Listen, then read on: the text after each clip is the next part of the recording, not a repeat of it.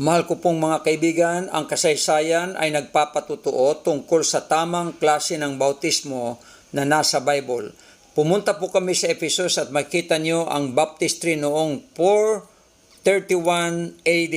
Okay, panahon pa ng mga apostol, mahal ko mga kaibigan. Pumasok kami dyan at nakita namin po na ang baptistry dyan ay talagang immersion, ang tamang bautismo noong panahon yon, hindi sprinkling o hindi wisik o hindi anuman, kundi napatunayan po namin na talagang ang baptistry noon ay talagang immersion, yung inilulubog ang binabautismuhan. Tama po ang Biblia na nung si Kristo'y bautismuhan ay ang sabi doon ay lumusong sa tubig at siya ay binautismuhan ni Apostol Juan. So ngayon ay makikita po ninyo ang kasaysayan ay nagpapatutuo tungkol sa bautismo through immersion. So yan po ang ating mababasa ngayon ay tungkol sa, ang makikita natin ay tungkol sa tamang uri ng bautismo sa panahon ng ating mga alagad.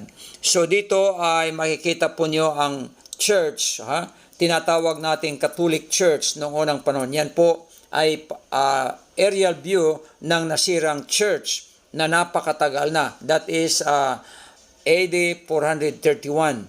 So yan po, makikita po nyo ang aerial view. Pinuntahan namin yan. At yan po ang church na napakalaki. Alam nyo po ang sukat ng church. Ang sukat ng church ay 143 meters ang haba and 30 meters ang luang. Napakalaking church yan ng Catholic o Christian Church noong unang panahon. At ang bautismo po noon ay talagang nakita po namin na ito ay immersion.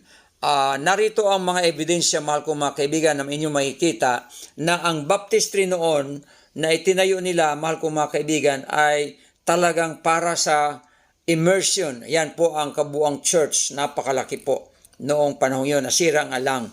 At ngayon ay ipapakita ko po sa inyo kung gaano katotoo ang sinabi ng Biblia na ang bautismo. Yan po ang napakalaking church noon. Yan ang pulpit.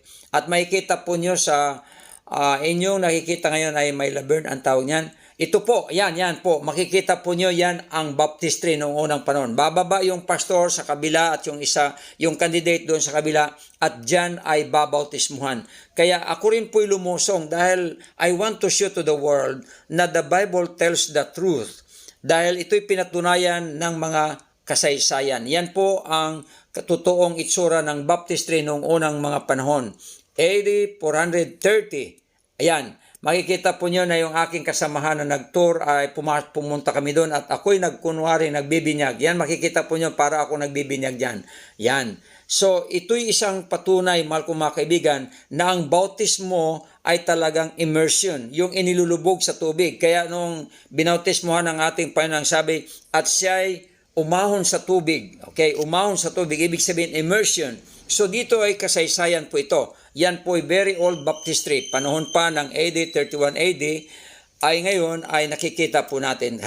Kaya mahal ko mga kaibigan, napakaswerte natin na nakikita natin ang kasaysayan na siyang ebidensya. Yan po ang pulpit ng napakalaking church at yan ay dinalo pa ng Papa o ng Pope noong unang panahon. Yan po ang pulpit, yan ang nilalagyan ng Bible o. Yan ang buong church. So mahal ko mga kaibigan, ito'y patunay na talagang ang binyag noong unang panahon ay palubog. Immersion, mahal ko mga kaibigan. Yan po, the Church of Mary, the Council Church. Yan po ay aking binidyuhan o pinicturan para mayroon tayong ebidensya, mahal ko mga kaibigan, na ang talagang bautismo noong unang panahon ay talagang palubog. Hindi wisik, hindi sprinkling o anumang klaseng bautismo. Talagang ang bautismo noong unang panahon ay immersion. Yan po ang itsura ng church kung ating titinan architectural design. Ako po'y nag-pause for a moment para may souvenir ako. Maraming salamat sa panonood. God bless you, mahal kong mga kaibigan. God